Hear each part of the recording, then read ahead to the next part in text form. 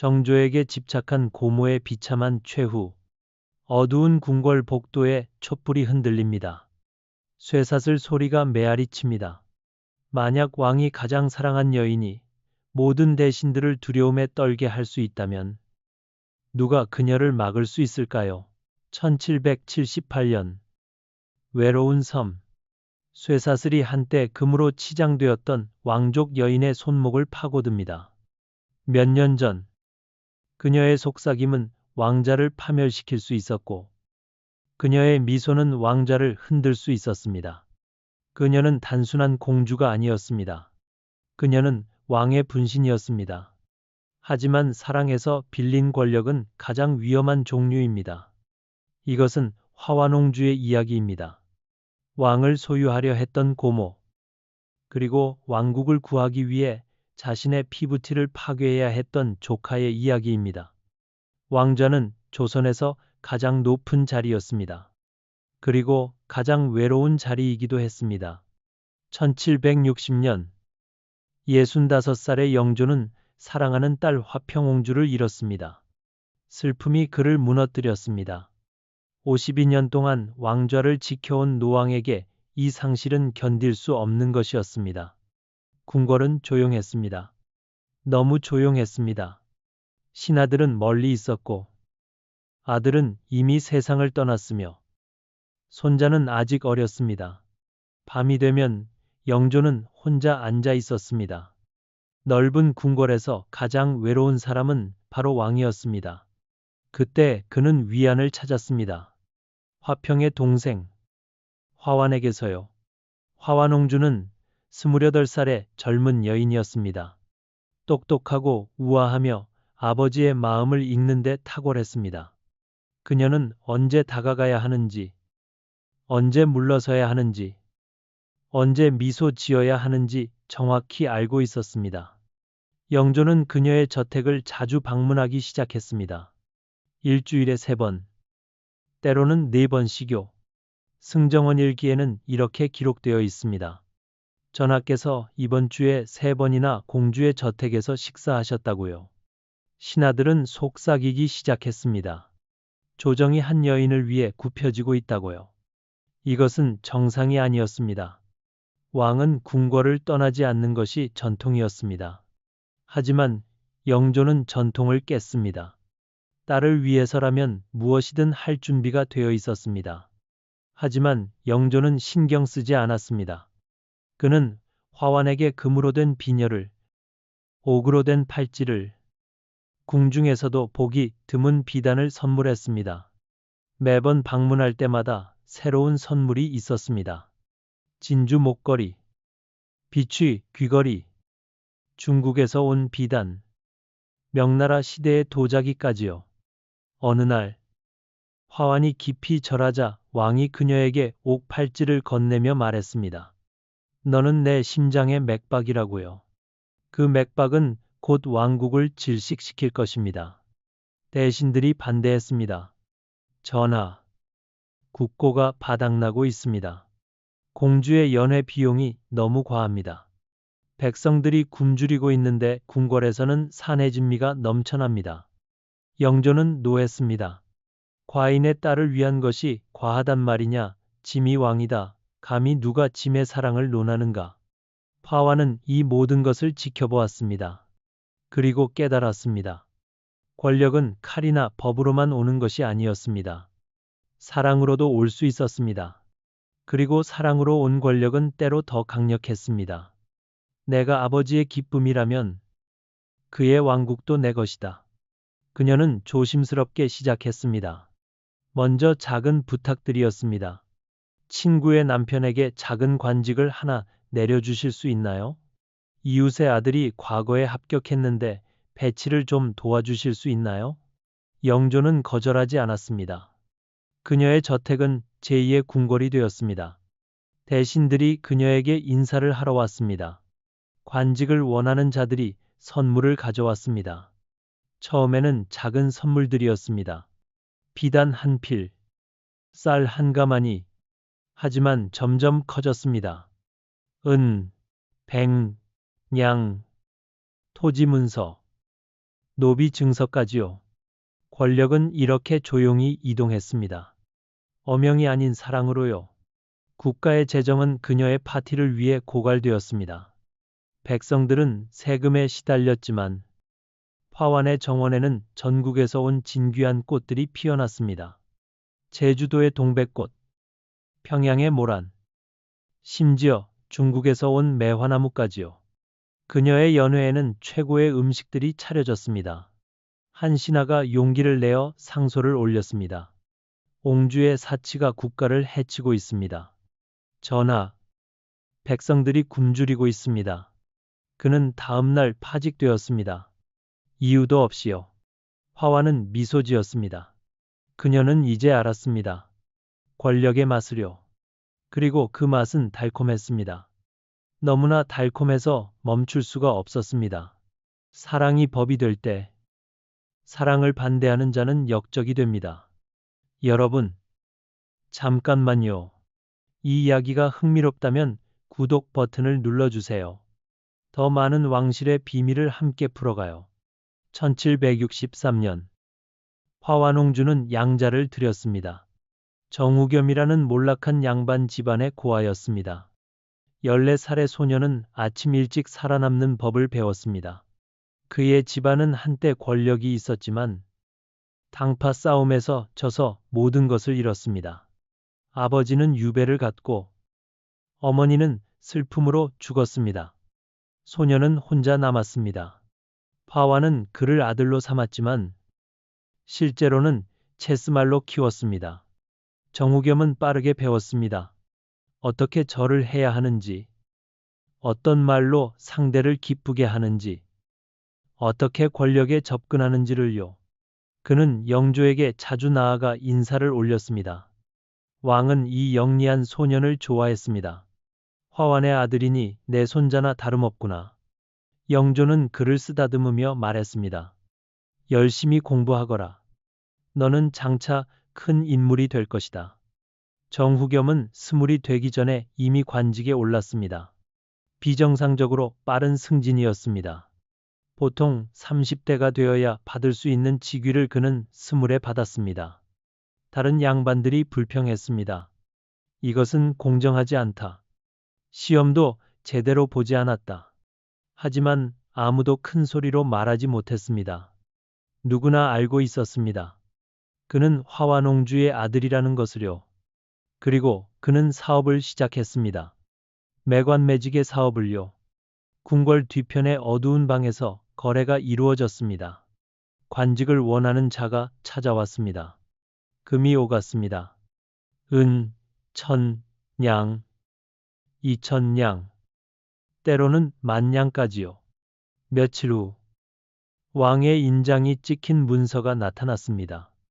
임명장이었습니다. 하지만 그 인장은 왕의 것만이 아니었습니다. 권력은 이제 두 개의 서명을 가지고 있었습니다. 왕의 것과 공주의 것이었습니다. 화완은 노론 벽파와 손을 잡았습니다. 조선의 정치는 당파로 나뉘어 있었습니다. 노론과 소론, 남인과 북인, 그리고 노론 안에서도 벽파와 시파로 나뉘었습니다. 그녀는 가장 강력한 파벌을 선택했습니다. 노론 벽파는 보수적이고 강경했습니다. 그들은 왕권보다 신권을 중시했습니다. 그들은 왕도 그들의 뜻에 따라야 한다고 믿었습니다. 화완은 그들에게 완벽한 동맹이었습니다. 그녀는 왕의 귀에 접근할 수 있었고 그들은 조정을 장악할 수 있었습니다. 그녀는 호의를 베풀었습니다. 관직을, 토지를, 영향력을요. 대신들이 줄을 섰습니다. 그녀의 저택 앞에는 매일 아침 수십 명의 관리들이 기다렸습니다. 인사를 하고 선물을 바치고 부탁을 했습니다. 반대하는 자들은 사라졌습니다. 유배되거나 파직되거나 때로는 더 나쁜 일을 당했습니다. 한 대신이 화완의 영향력을 비판하는 상소를 올렸습니다. 일주일 후 그는 제주도로 유배되었습니다.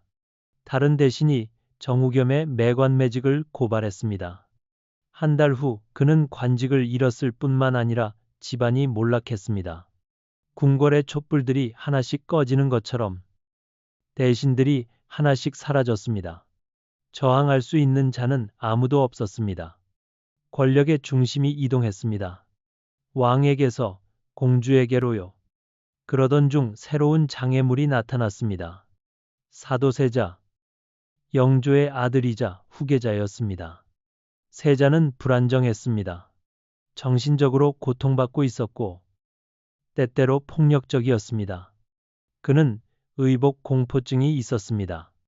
옷을 입는 것을 두려워했습니다. 그는 환각을 보았습니다. 사람들이 자신을 죽이려 한다고 믿었습니다.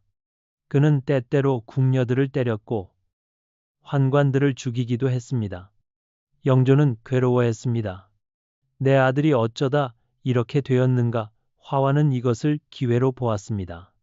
그녀는 세자의 모든 실수를 아버지에게 보고했습니다. 한중록에는 이렇게 기록되어 있습니다.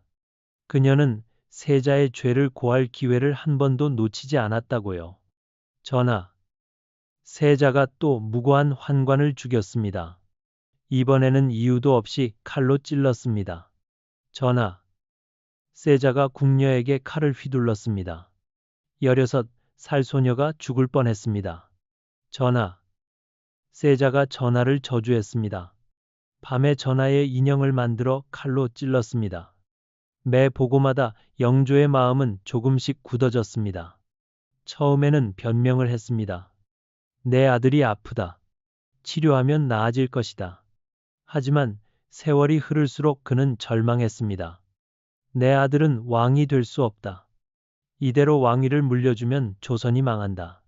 파와는 불에 기름을 부었습니다. 그녀는 다른 대신들을 시켜 상소를 올리게 했습니다. 세자를 폐위해야 합니다. 세자는 위험합니다.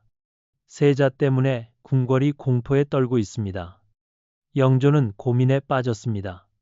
아들과 왕국 사이에서 선택해야 했습니다. 1762년 6월 끔찍한 일이 벌어졌습니다. 뜨거운 여름날이었습니다. 햇살이 궁궐을 태웠고 공기는 무거웠습니다. 영조는 명령했습니다. 뒤주에 가두라. 사도세자는 나무 뒤주 안에 갇혔습니다. 음식도 물도 없이요. 뒤주는 쌀을 보관하는 나무 상자였습니다. 좁고 어두웠습니다.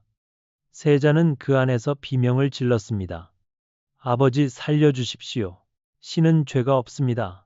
하지만 영조는 듣지 않았습니다.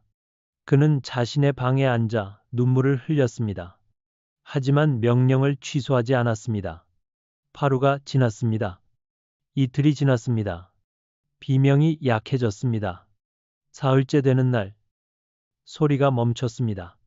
8일 후 뒤주의 뚜껑이 열렸습니다. 사도세자는 죽어 있었습니다. 38살이었습니다. 형은 칼로 동생을 죽이지 않았습니다. 누이의 말로 죽인 것입니다. 궁궐은 충격에 빠졌습니다. 왕이 자기 아들을 죽였습니다. 조선 역사상 전례 없는 일이었습니다. 세자빈 해경궁 홍씨는 울부짖었습니다. 그녀의 아들 11살의 이사는 모든 것을 보았습니다. 아버지가 뒤주에 갇히는 것을, 비명을 지르는 것을, 침묵하는 것을요. 그는 평생 그 장면을 잊지 못할 것입니다. 하지만 화와는 표정을 바꾸지 않았습니다. 그녀는 장례식에 참석했고 눈물을 흘리는 척했습니다. 하지만 그녀의 눈은 차가웠습니다. 계산하고 있었습니다. 이제 새로운 표적이 생겼습니다. 세자의 아들, 미래의 정조였습니다. 그녀는 그 소년을 바라보았습니다. 11살의 어린 왕손을요. 그는 아버지를 너무 닮았습니다. 같은 눈, 같은 입술, 같은 목소리까지요. 화와는 생각했습니다. 저 아이가 커서 왕이 되면 어떻게 될까? 아버지의 복수를 하려 할 것이다. 나를 벌하려 할 것이다. 그것은 용납할 수 없다. 나는 살아남아야 한다. 내 권력을 지켜야 한다. 어린 이산. 훗날의 정조는 고모의 시선을 느꼈습니다. 그 차가운, 계산하는 시선을요. 밤마다 그는 두려움에 잠들었습니다. 나도 아버지처럼 될까? 나도 뒤주에 갇힐까? 그는 조심했습니다. 말을 조심하고, 행동을 조심하고, 심지어 표정도 조심했습니다. 거울의 궁전에서는 모든 미소가 칼을 숨기고 있었습니다. 1770년대 중반, 영조의 건강이 악화되었습니다.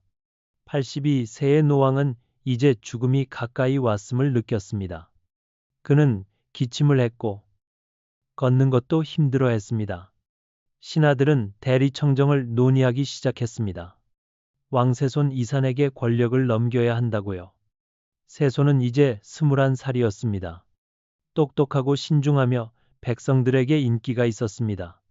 대신들은 희망을 보았습니다. 새로운 왕, 새로운 시대가 올 것이다. 화와는 이것을 용납할 수 없었습니다. 세손이 권력을 잡으면 모든 것이 끝난다. 내 권력도, 정후겸의 권력도, 노론 벽파의 권력도 끝난다.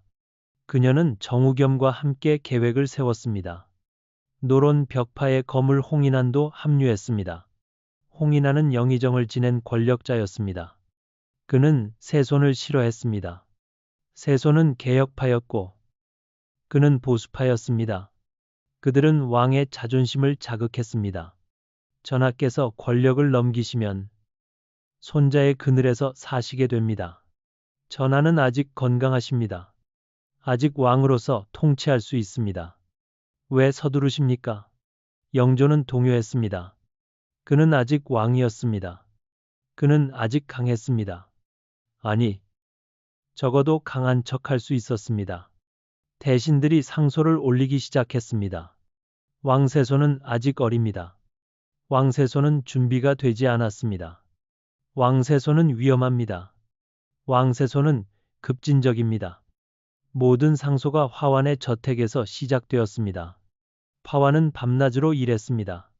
대신들을 만나고 계획을 세우고 금을 나눠주고 상소문을 작성했습니다. 1776년 초 음모는 정점에 달했습니다.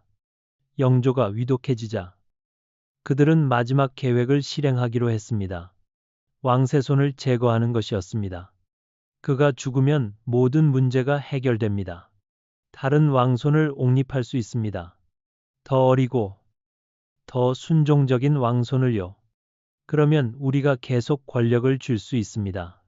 달빛이 비치는 어느 밤 자연각의 그림자들이 모였습니다. 정후겸의 부하들이었습니다. 5명의 무사였습니다. 그들은 칼을 숨기고 있었습니다. 날카롭게 갈아진 칼이었습니다. 세손의 처소는 조용했습니다. 경비는 약했습니다. 화완과 정후겸이 미리 조치를 취했습니다. 충성스러운 경비들은 다른 곳으로 보내졌습니다. 계획대로라면 아침이 오기 전에 모든 것이 끝날 예정이었습니다. 하지만 한 사람이 알아챘습니다. 홍구경이었습니다. 세손의 측근이자 친구였던 그는 수상한 움직임을 포착했습니다. 왜 오늘 밤 경비가 바뀌었을까? 왜 신임 경비들은 낯선 얼굴들일까? 그는 직감적으로 알았습니다. 뭔가 잘못되었다. 그는 칼을 뽑고 자연각으로 달려갔습니다. 세손을 보호하라. 그가 외쳤습니다. 자객이 도착했을 때 홍구경은 이미 세손의 방 앞에 서 있었습니다. 자객이 외쳤습니다. 비켜라. 노론의 정통 혈통을 위해 홍구경이 대답했습니다. 나를 넘어서 가려면 먼저 나를 죽여야 한다. 칼이 부딪혔습니다. 쇠소리가 밤을 찢었습니다. 궁녀들이 비명을 질렀습니다. 경비들이 달려왔습니다. 한순간의 차이로 왕조가 바뀔 뻔했습니다. 만약 홍구경이 늦었다면, 만약 그가 눈치채지 못했다면 조선의 역사는 완전히 달라졌을 것입니다. 자객들은 체포되었습니다. 싸움은 길지 않았습니다. 숫자에서 밀렸습니다. 신문이 시작되었습니다. 의금부의 지하 감옥에서 고문이 이루어졌습니다. 고문대 위에서 진실이 쏟아져 나왔습니다. 처음에는 버텼습니다. 모르쇠로 일관했습니다. 하지만 고문은 잔인했습니다. 하나씩 자백하기 시작했습니다. 정우겸이 우리를 보냈습니다. 금 500냥을 받았습니다. 세 손을 죽이라는 명령이었습니다. 화완옹주의 저택에서 온 편지들이 발견되었습니다. 편지는 암호로 쓰여 있었지만 해독되었습니다. 자금의 흐름이 추적되었습니다. 은행 장부가 압수되었습니다. 돈이 화완의 저택에서 정우겸에게서 자객들에게 흘러갔습니다. 정조실록에는 이렇게 기록되어 있습니다. 모든 음모의 길이 그녀의 방으로 이어졌다고요. 화완의 저택이 수색되었습니다. 서류들이 압수되었습니다. 편지, 장부, 명단들이 쏟아져 나왔습니다. 얼마나 많은 관리들을 매수했는지, 얼마나 많은 금을 사용했는지 모든 것이 드러났습니다. 그녀의 거울이 금이 같습니다. 문자 그대로 거울이 깨졌습니다. 어느 궁녀가 실수로 떨어뜨렸습니다. 하지만 그것은 상징이기도 했습니다. 그녀가 수십 년간 쌓아온 권력의 이미지가 산산조각 났습니다. 왕좌를 지배하려 했던 고모는 이제 왕좌의 적이 되었습니다. 의금부의 문이 열렸습니다. 증거가 쌓였습니다. 서류가 산더미처럼 쌓였습니다. 증인이 줄을 이었습니다. 하루에 수십 명의 증인이 왔습니다. 대신들, 환관들, 궁녀들, 심지어 화완의 측근들까지 증언했습니다. 화완은 침묵했습니다. 신문장에 앉아 아무 말도 하지 않았습니다. 하지만 그녀의 침묵은 인정과 다름없었습니다. 변명할 수 없었습니다. 증거가 너무 명확했습니다.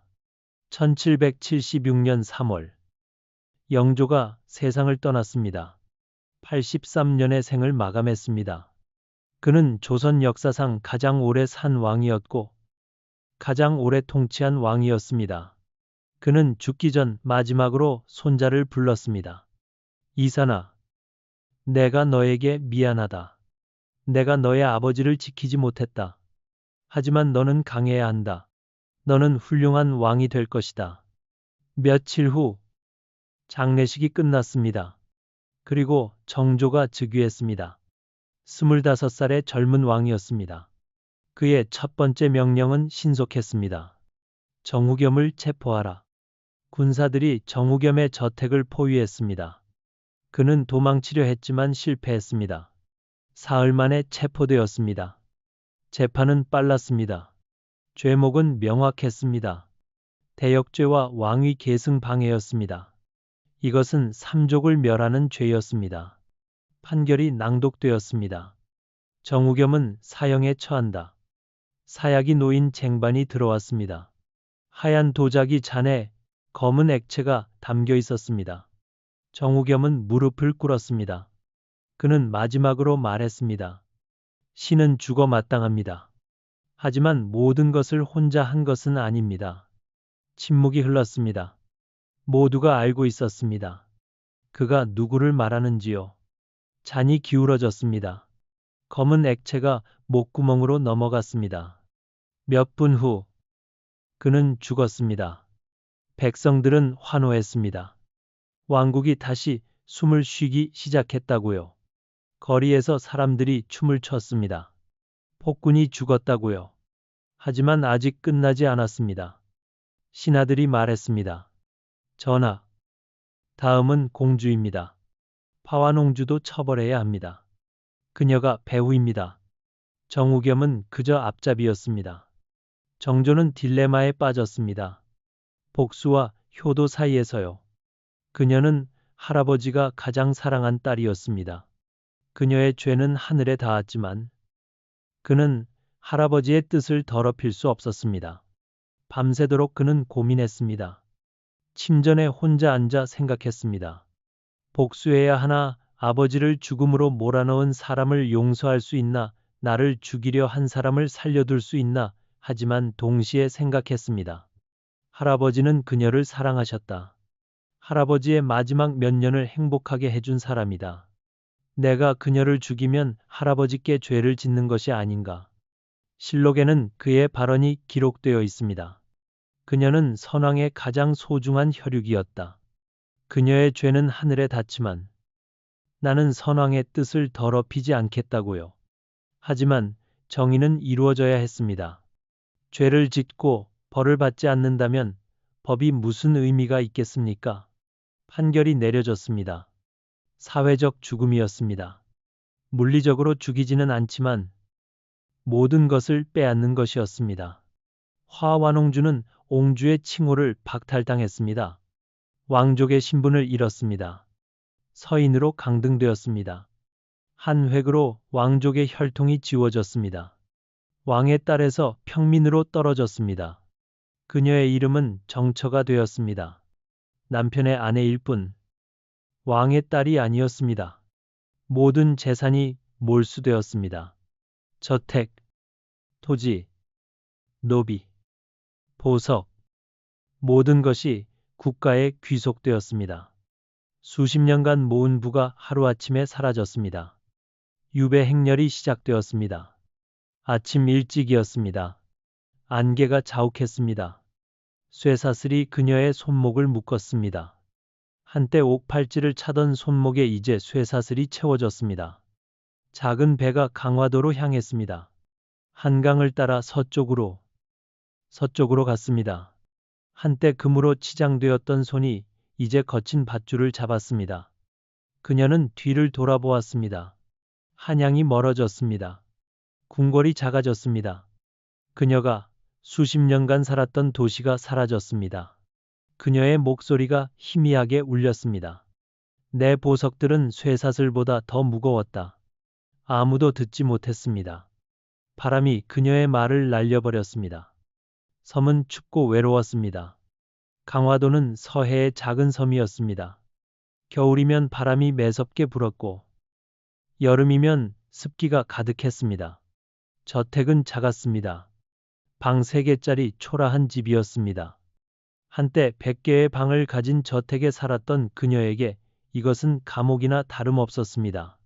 하인은 한 명뿐이었습니다. 늙은 여종 하나가 그녀를 돌보았습니다. 한때 수백 명이 그녀를 섬겼지만 이제는 아무도 없었습니다. 친구들은 연락을 끊었습니다. 친척들은 외면했습니다. 권력을 잃자 모든 것이 사라졌습니다. 겨울이 왔습니다. 눈이 내렸습니다.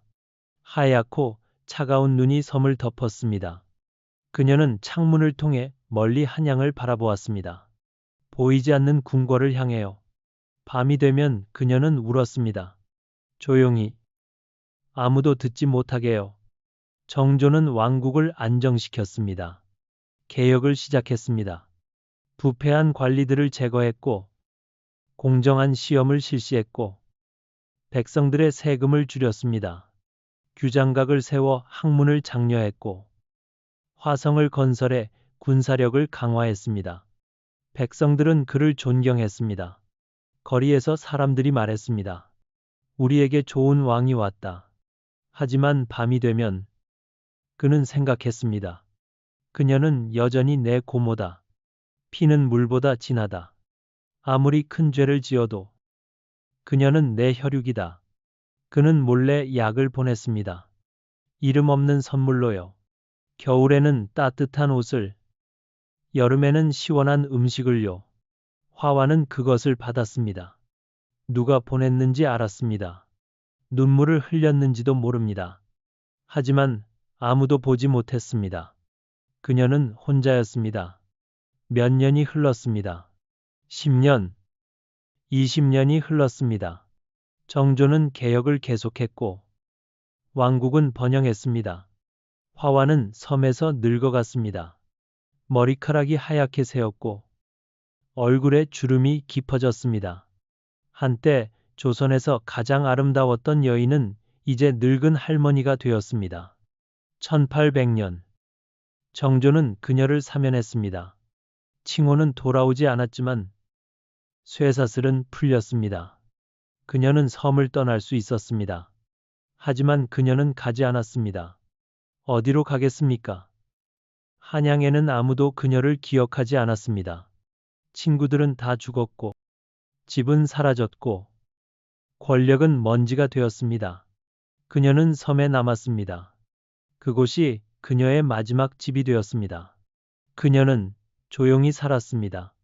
창문을 통해 바다를 바라보며 하루하루를 보냈습니다. 1808년 그녀는 세상을 떠났습니다. 76살이었습니다. 조용한 아침이었습니다. 늙은 여종이 그녀를 발견했습니다. 침대에 누워 평화롭게 잠든 것처럼 보였습니다. 장례식은 소박했습니다. 왕실의 의례는 없었습니다. 승려 몇 명과 섬 주민 몇 명이 참석했을 뿐입니다. 그녀는 섬의 작은 언덕에 묻혔습니다. 바다가 보이는 곳이었습니다. 묘비는 간단했습니다. 정처, 화완지묘라고만 쓰여 있었습니다. 옹주라는 칭호는 없었습니다. 사랑으로 세워진 권력은 재가 되어 끝났습니다. 하지만 정의로 세워진 자비는 영원히 남았습니다. 정조는 그녀의 죽음을 들었습니다. 그는 하루 동안 조정을 열지 않았습니다. 조용히 애도했습니다. 신하들이 물었습니다.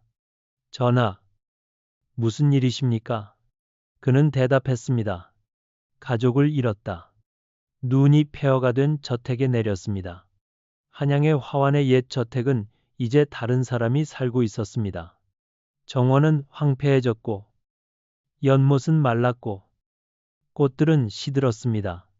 아무도 그녀를 기억하지 않았습니다. 역사책에서 그녀는 아름다움으로도 지혜로도 기억되지 않았습니다. 그녀의 이름 뒤에 따라오는 침묵으로 기억되었습니다. 파완. 왕관 없이 통치했고 절제 없이 사랑했으며 구원 없이 몰락한 공주였습니다. 가족과 왕좌 사이에서 사랑과 권력 사이에서 조선은 생존을 택했습니다. 그리고 어쩌면 그것이 진정한 비극일지도 모릅니다. 사랑이 왕을 움직일 수 있다면 무엇이 그것이 왕국을 무너뜨리는 것을 막을 수 있을까요? 역사는 우리에게 가르칩니다. 권력은 영원하지 않다는 것을요. 사랑도 절대적이지 않다는 것을요. 그리고 정의는 때로 고통스럽지만 반드시 이루어져야 한다는 것을요. 화완옹주의 이야기는 경고입니다. 권력에 취한 자들에게, 사랑을 무기로 쓰는 자들에게, 가족을 방패로 삼는 자들에게요. 이 이야기가 마음에 드셨다면 좋아요를 눌러주세요. 여러분께 질문을 남깁니다. 만약 여러분이 정조였다면 어떻게 하셨을까요? 고모를 용서하셨을까요? 아니면 더 엄하게 벌하셨을까요? 댓글로 여러분의 생각을 들려주세요. 다음 영상에서 더 많은 왕실의 비밀로 찾아뵙겠습니다. 구독과 알림 설정을 잊지 마세요. 감사합니다.